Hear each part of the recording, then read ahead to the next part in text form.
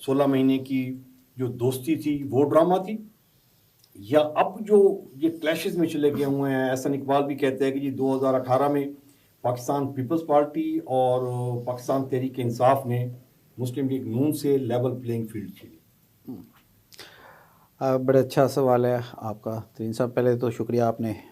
جو ہے بلایا اور موقع دیا کہ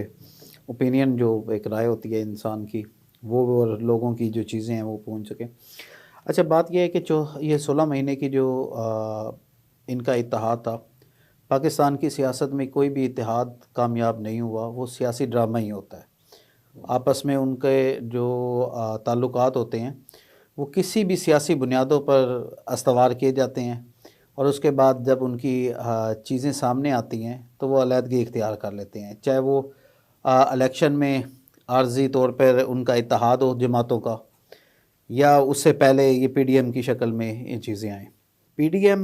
جو بیسیکلی قائم کی گئی تھی وہ صرف ایک جماعت کے خلاف کی گئی تھی جو کہ تحریک انصاف تھی۔ اس کو ختم کرنے کے لیے جب انہوں نے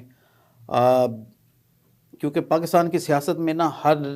موڑ جو ہے یا الیکشن کا جب وقت آتا ہے نا تو حکومتیں گرائی بھی جاتی ہیں اور اس وقت بنائی بھی جاتی ہیں۔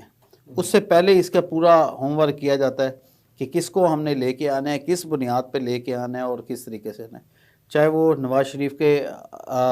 مقدمات ہوں، شہباز شریف کے مقدمات ہوں، یا پی ٹی آئی کے اب جو سیاسی مقدمات ہیں، یہ ہوتے سارے عارضی ہیں لوگوں کو بے وقوف بنانے کے لیے۔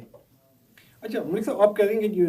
جتنے بھی پاکستان کی تاریخ میں جتنے بھی سیاسی اتحاد آئے ہیں وہ بیسیکلی نظریاتی اتحاد نہیں تھے، وہ ڈرامہ تھے۔ بالکل۔ اچھا، جب ہم ڈرامے کا ان کو ٹائٹل دیتے ہیں تو اس کے پیچھے ان کا مائنڈ فریم کیا ہوتا ہے؟ دو چیزیں ہو سکتی ہیں، ایک تو یہ ہوتا ہے کہ جی وہ کہتے ہیں کہ جی ہم اتنے شارپ ہیں، اتنے تیز ہیں کہ ہم کوئی فیصلہ کر لیں گے، عوام کو اس کی سمجھ بوجھ ہی نہیں ہے، یا وہ کہتے ہیں کہ یہ عوام گھوف ہے، پاگل ہے، ہم جو کچھ بھی کرتے جائیں گے کرتے جائیں گے۔ دیکھیں، بات یہ ہے کہ آپ خود کہہ رہے ہیں کہ جو ڈرامہ، سیاسی ڈرامہ جو ہے وہ ہمیشہ بے نقاب پہلے دور میں بھی ہوتا ہے اور پھر بعد میں اس دفعہ بھی دیکھنے میں آیا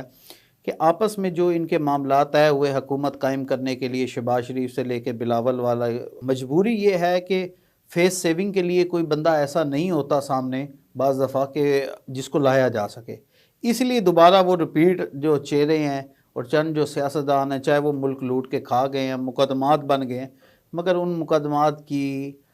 عوام کی نظر میں تو اہمیت ہے مگر عدالتوں کی نظر میں کوئی اہمیت نہیں ہے۔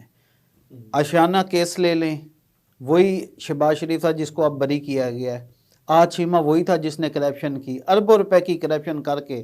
آج وہ کپڑے جھاڑ کے جو ہے وہ بری ہو گئے ہیں،